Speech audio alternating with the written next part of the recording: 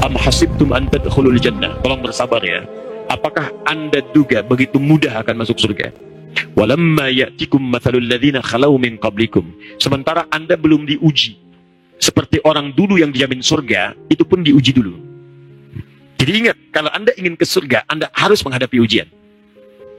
Wazulzilu hatta yaqula ar-rasul wal ladzina amanu ma'ahu mata nasrullah. Maka diberikan ujian yang menggoncang jiwa. Zilzal itu artinya gempa. Kalau gempa itu kan menggoyang kita, jadi kita nggak stabil. Berdiri kasih gempa jadi goyang, nggak stabil kita, limbung. Ada ujian yang membuat kehidupan kita nggak stabil, limbung kita. Sampai-sampai kita mengatakan, mata nasrullah, ya Allah, kapan ini berakhir? Kenapa harus saya, ya Allah? Ada. Paham ya? Itu yang ketiga. Saya mau tunjukkan pada Anda, kalau Anda berada di level yang ini, maka berbahagialah. Karena artinya iman Anda sedang berada di puncak. Allah ingin naikkan Anda pada level tingkat yang tertinggi. Kalau Anda sudah bisa mengatasi yang tertinggi, maka yang menengah dan kecil-kecil sudah tidak akan pernah berpengaruh lagi pada kehidupan Anda. Memang banyak menangis, tapi kalau air mata itu sudah terus mengalir sampai kering, maka ke depan tidak akan ada lagi ujian yang bisa mengalirkan air mata Anda lagi. Karena sudah kering. Cukup semua terlewati.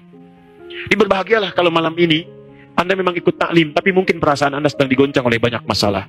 Membuat Anda gelap, membuat Anda kesulitan, kadang-kadang larut dalam kesedihan. Teman-teman, bukan hanya Anda yang mengalami itu. Nabi pernah mengalaminya. Nabi itu dijamin surganya, tapi pernah juga bergoncang jiwanya. Ya, sahabat juga demikian, bahkan lebih dahsyat dibandingkan dengan Anda. Tapi berita baiknya, kalau Anda berada di level yang ini, yakinkan pada diri Anda bahwa Anda itu sedang akan diangkat oleh Allah pada tingkat iman yang paling tinggi.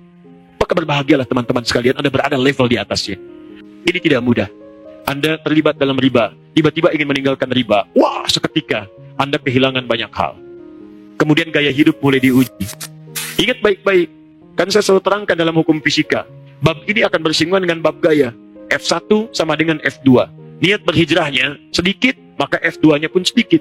Gaya gerak sama dengan gaya dorong. Ringan, bunyi ringan. Keras, bunyinya keras.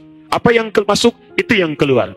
Niatnya menengah, keluar menengah. Tapi ingat betul baik-baik hukum Pascalnya, bahwa F berbanding lurus dengan P.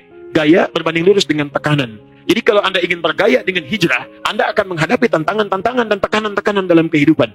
Sama, orang baik dapat tekanan, orang buruk pun dapat tekanan. Bukankah orang semakin banyak gaya semakin tertekan juga? Jadi kalau Anda bisa bergaya dalam kebaikan, kenapa Anda gaya dalam hal keburukan? Kalau Anda ingin percepat itu semua, bikin sigma F-nya. Sigma F sama dengan M dikali A. Masa kali percepatan. M-nya Anda punya modal masa, walas. Anda masih punya waktu, yang lain sudah meninggal. Coba lihat, banyak di antara mereka yang ingin kembali. Fa'asaddaqa wa akum minas shalihin. Quran surah 63 ayat 9-10 itu. Ya Allah, beri masa lagi ya Allah, beri masa lagi ya Allah, beri masa, saya ingin kembali.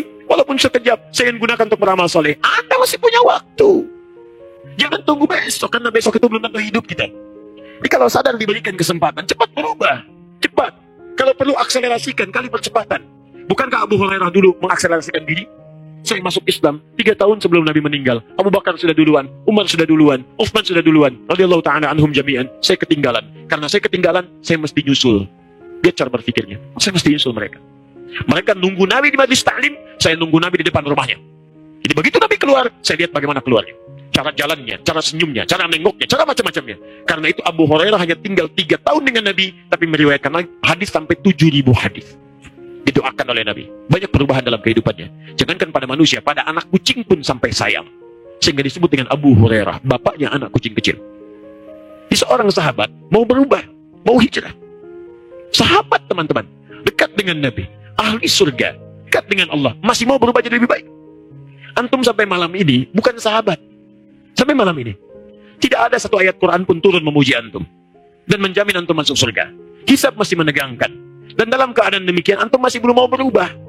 Antum perlu jadi apa lagi?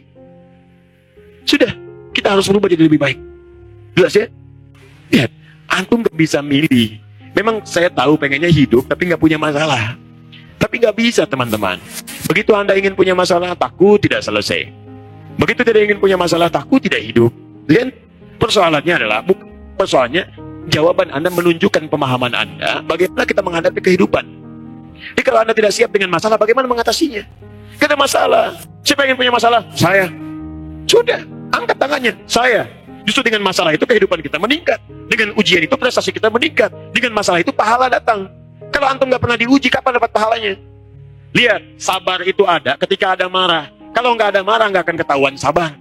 Nggak akan mungkin ujuk-ujuk mengatakan pada teman, nggak ada peristiwa, nggak ada hujan, nggak ada angin, nggak ada kilat. Sabar ya, sabar. Sabar kenapa? Anda pun akan bingung. Kenapa saya disuruh sabar? Sabar, sabar. Kenapa? Sabar. Jujur itu nggak ada kalau nggak diciptakan bohong, dusta. Maaf, tawadu itu tidak akan muncul kalau tidak ada sombong. Di masalah itu dibuat supaya Anda dapat pahala. Kehidupan Anda meningkat, kualitas Anda pun meningkat. Sekali lagi, siapa yang ingin punya masalah? Begitu. Ya sudah, banyak persoalan malam ini.